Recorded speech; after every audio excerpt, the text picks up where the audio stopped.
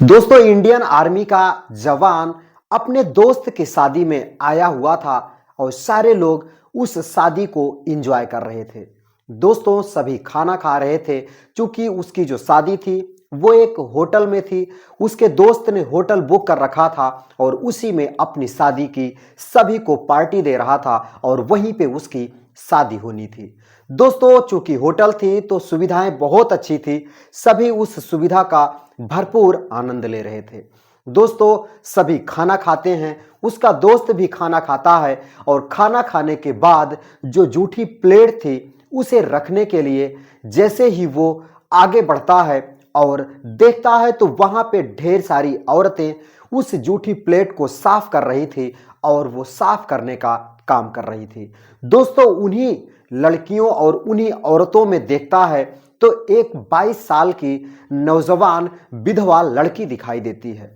दोस्तों, सफेद सूट के अंदर सफेद दुपट्टा अपने सर पर रखकर वो भी उन लोगों के साथ उन जूठे बर्तन को साफ कर रही थी।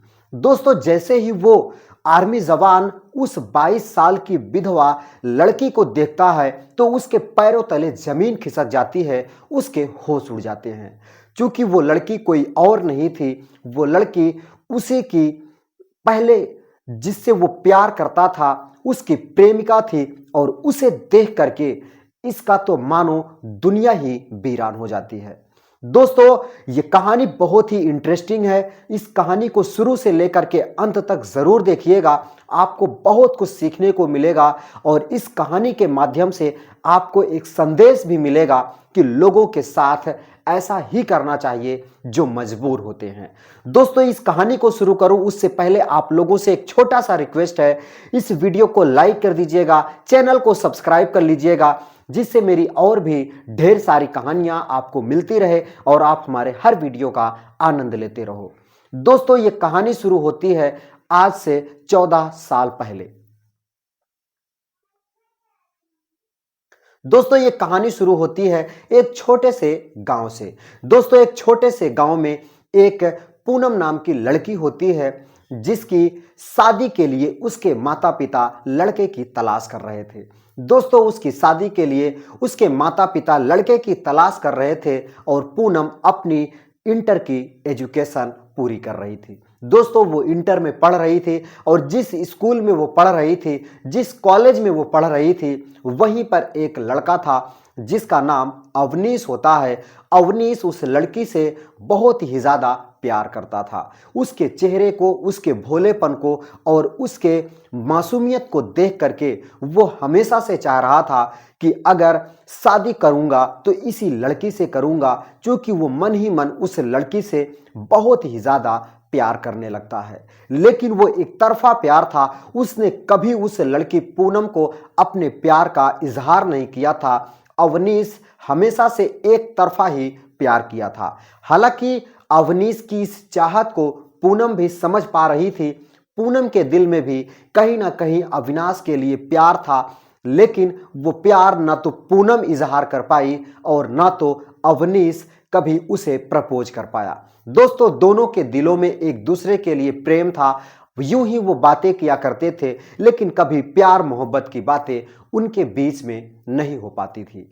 दोस्तों, फिर क्या, जो पूनम होती है उसके माता पिता बढ़िया सा एक लड़के की तलाश करते हैं। लड़का इंजीनियर होता है और अच्छी खासी उसकी सैलरी होती है। उसी के साथ पूनम की जो शादी होती है वो तय हो जाती है।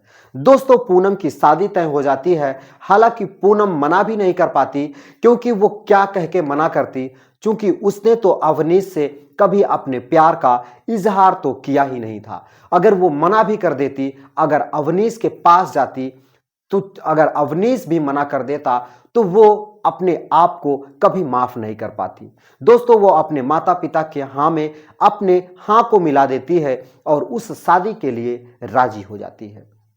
दोस्तों, जब ये खबर अवनीश को मिलती है कि जो पूनम नाम की लड़की थी वो उसकी जो शादी है एक बहुत ही अच्छे घर में हो रही है, एक इंजीनियर लड़का है, उसी के साथ उसकी शादी हो रही है और लगभग 6 महीने के बाद उसकी शादी है और वो दुल्हन बन करके अपने पति के घर चली जाएगी।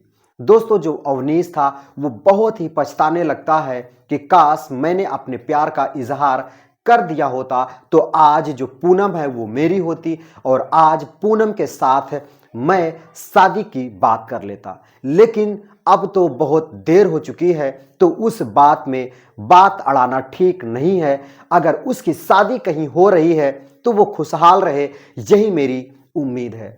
दोस्तों फिर क्या, जो अवनीश था वो कई सारे फॉर्म डाल रखा था, तो उसी में से एक उसका जो फॉर्म था इंडियन आर्मी का जवान बनने का, वो उसका कॉल लेटर आ जाता है और वो अपनी ट्रेनिंग के लिए निकल जाता है। दोस्तों वो अपनी ट्रेनिंग के लिए निकल जाता है और उसकी जो ट्रेनिंग थी वो कश्मीर में थी और कश्मीर में जा करके वो अपनी इंडियन आर्मी की ट्रेनिंग देने लगता है। दोस्तों इधर जो पूनम होती है, इसकी जो शादी थी वो शादी के दिन बहुत ही खुशियां थी। सारे लोग एक दूसरे को बधाइयां दे रहे थे और सभी शादी की तैयारियां में जुटे हुए थे। दोस्तों दूल्हा आता है, बारात आती है और सभी उनकी अच्छे से खातिरदारी करते हैं और सब कुछ अच्छे से बीत जाता है। अच्छे से उन दोनों की शादी होती है और फिर शादी होने के बाद पूनम अपने ससुराल चली जाती है। दोस्तों जो पूनम होती है वो अपने ससुराल चली जाती है और अपनी जिंदगी जीने लगती है।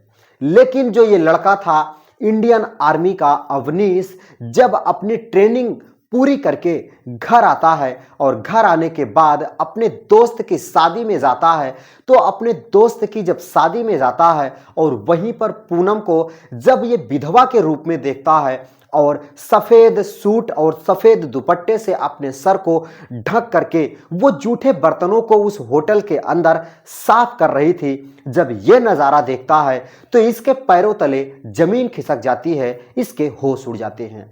क्योंकि इसको तो ये पता था कि पूनम की शादी एक बहुत ही अच्छे घर में हो रही है। उसका जो पति है वो इंजीनियर है, अच्छी खासी सैलरी है, लेकिन फिर आखिर इसको इस होटल के अंदर आकर के जूठे बर्तन को साफ करने की जरूरत कैसे पड़ गई। दोस्तों ये वो जान रहा था कि हो सकता है इसके पति का देहांत हो गया हो, इसके पति की मृत्यु हो गई हो, लेकिन ये जूठे बर्तन को साफ करने की मजबूरी आखिर कैसे आ गई। अगर ये अच्छे घर में शादी हुई थी तो इसके पास इतना पैसा तो होना चाहिए, क्योंकि अभी ज्यादा दिन हुआ भी नहीं है, तो ये जूठे बर्तन को साफ करने का सिलसिला कैसा है। दोस्तों बस इसे ही जानने के लिए वो उन महिलाओं से उस जो विधवा लड़की होती है उसका एड्रेस लेता है और उसका एड्रेस लेने के बाद उसके घर की तरफ चल देता है।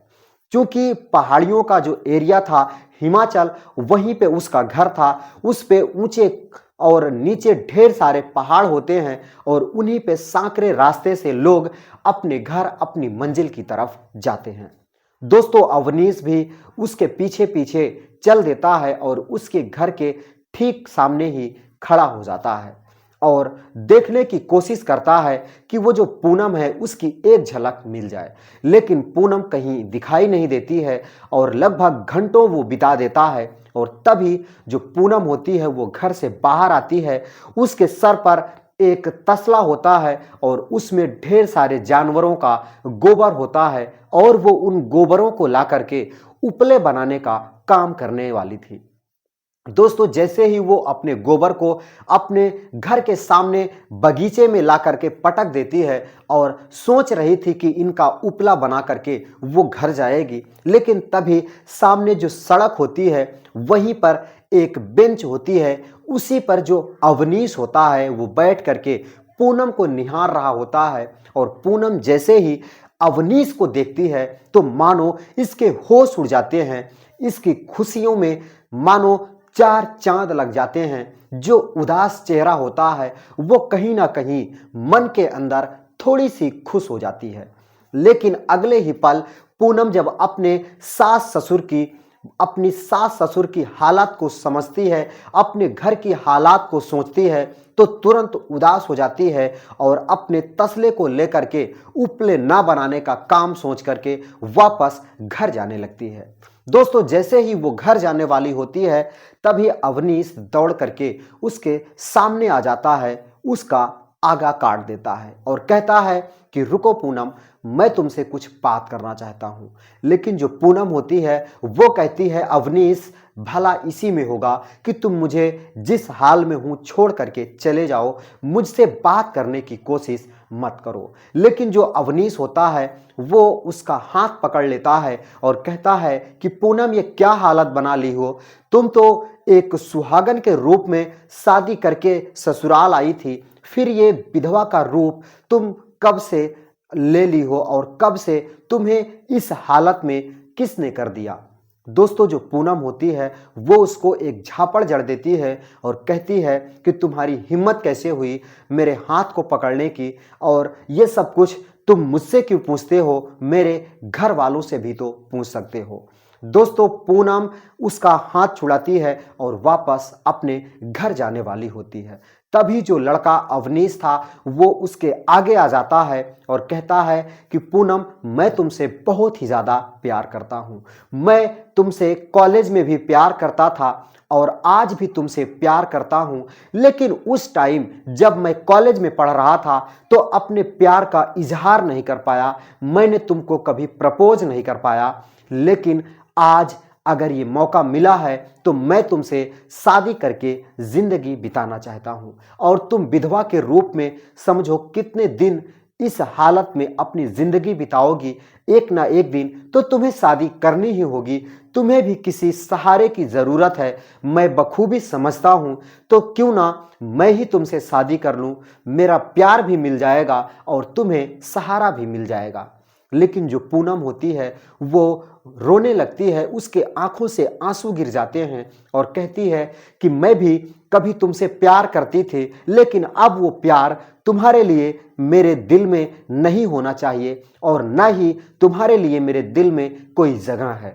मैं अपने सास ससुर के लिए अपनी जिंदगी जीऊंगी, क्योंकि उनका भी इस दुनिया में इकलौता संतान था, मेरा पति वो अब इस दुनिया में नहीं रहा। उसने ये भी बताया कि जिस दिन हम लोग शादी करके बारात वापस मेरे ससुराल आ रही थी, रास्ते में ही इन उबड़ खाबड़ रास्ते में पहाड़ी से मेरी गाड़ी नीचे गिर जाती है, जिसमें ड्राइवर और मेरे पति की मौत हो जाती है। अभागन मैं ही थी जो बच गई। हॉस्पिटल में 3 दिन के बाद मुझे होश आता है, और जब मुझे होश आता है तो मुझे पता चलता है कि मेरे पति की मृत्यु हो चुकी है। मैं खूब रोई, खूब पीटी और बिना सुहाग रात के ही मैं विधवा हो गई। लेकिन अब इन सब बातों का कोई मतलब नहीं है। मैं प्रण कर चुकी हूँ, कसम खा चुकी हूँ कि मैं अपनी जिंदगी अपने सास ससुर के साथ ही बिताऊंगी।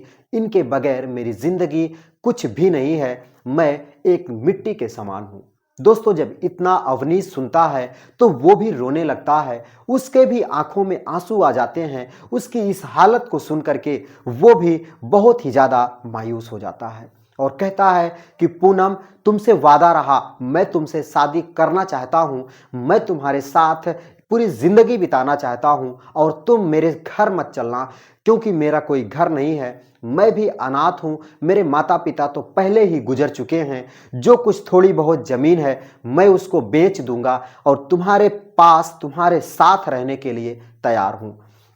दोस्तों, जो पूनम होती है वो जाने लगती है। चूंकि काफ़ी देर हो चुकी थी, अवनीश चिल्ला करके उसको आवाज़ देता है और कहता है कि पूनम, अगर सचमुच तुम मुझसे प्यार करती हो, अगर जरा भी मेरे लिए तुम्हारे दिल में जगह है, प्यार है, तो आज रात को तुमको यहाँ आना होगा। मैं पूरी रात तुम्हारा इंतज़ार करूँगा। अगर हो सके तो मेरे प्यार के खातिर, अपने प्यार के खातिर एक बार मुझे विश्वास दिला देना और आज रात में मुझसे मिलने इसी स्थान पर ज़रूर आ जाना। दोस्तों, जो पूनम होती है वो कहती है कि कभी नहीं, ऐसा हो ही नहीं सकता, तुम एक रात नहीं 10 रात बिता लो, मैं तुमसे मिलने कभी नहीं आऊंगी, क्योंकि मैं तुमसे प्यार नहीं करती, मैं तुम्हारे साथ अपनी जिंदगी नहीं बिताना चाहती। दोस्तों, जो अवनीश होता है वो चला जाता है, अपना दिन कहीं पे भी बिताता है, और जैसे ही रात के 8 बजते हैं वो वापस उसी स्थान पर आकर के बैठ जाता है। क्योंकि जो हिमाचल की ज़मीनें होती हैं, उन ज़मीनों में बहुत सारे पहाड़ और बहुत सारी सांकरे रास्ते होते हैं, तो दूर दूर घर होता है। तो उस घर के सामने किसी का घर भी नहीं था, सिवाय पूनम का ही घर था। और भी घर थे जो उनसे काफी नीचे थे, और पूनम का जो घर था वो एक छोटी सी पहाड़ी पर था। तो उसके सामने एक बगीचा था जो कि बहुत ही अच्छा बगीचा था। उसी के स्थान पर वो बैठ करके पूनम का इंतजार करने लगता है।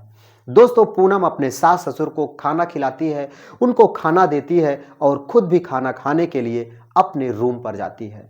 दोस्तों, इन सारे कामों में चूंकि पूनम अकेले ही सब कुछ करती थी, उसको लगभग 10-11 तो रोज ही बज जाते थे। और आज वो अवनीश की याद में ना जाने क्यों अपने काम को सही से नहीं कर पा रही थी, और आज लगभग 11:30 बजे वो अपने रूम के अंदर भोजन लेकर के आती है।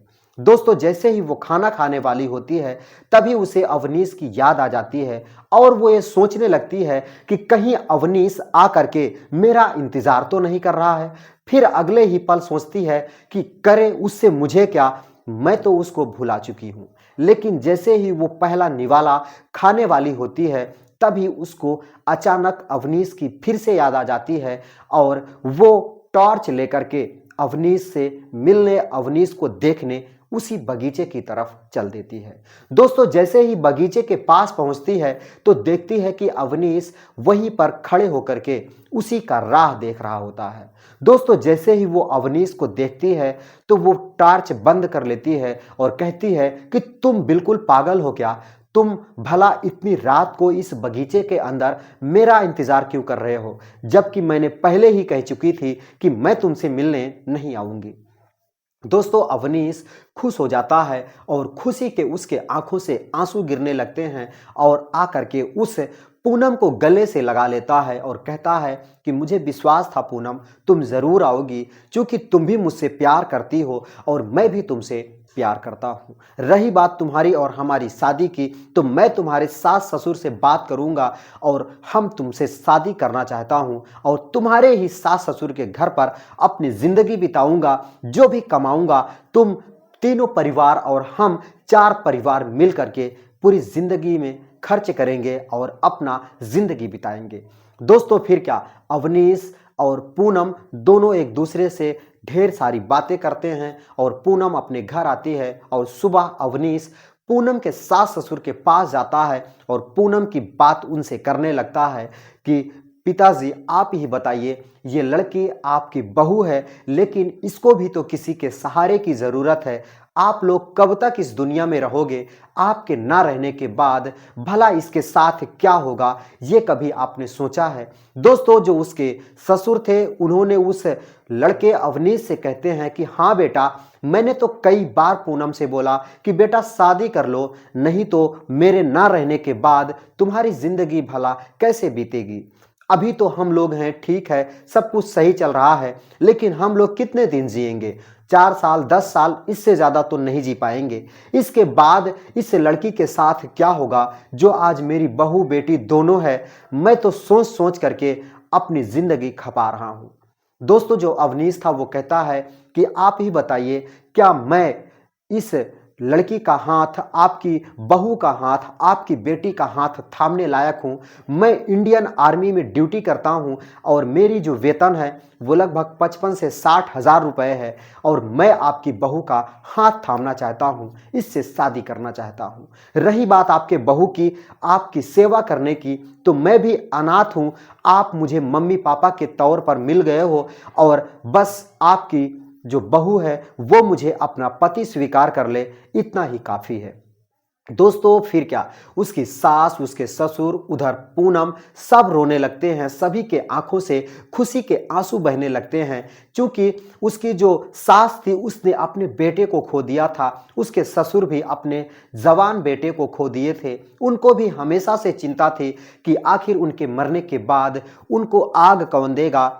लेकिन आज मानो उनका बेटा फिर से जिंदा हो गया हो और उनके सामने आकर के अपनी जिंदगी की भीख मांग रहा हो। दोस्तों, वो उसे गले से लगा लेते हैं और पूरे रीति रिवाज के साथ 1 महीने के बाद पूनम और अवनीश की शादी करवा देते हैं, और अवनीश तब से पूनम के साथ ही पूनम के घर पर रहने लगता है। जो भी कमाता है पूनम को देता है और पूनम अपने सास ससुर की सेवा करती है और साथ में अवनीश के साथ अपनी जिंदगी बिताती है। दोस्तों ये थी कहानी एक इंडियन आर्मी और एक विधवा लड़की की। आपको कैसी लगी? अगर कहानी जरा भी अच्छी लगी हो तो इस वीडियो को लाइक करिएगा, चैनल को सब्सक्राइब करिएगा। मैं मिलता हूं फिर किसी नई कहानी के साथ किसी नए वीडियो में। तब तक के लिए दीजिए इजाजत। नमस्कार।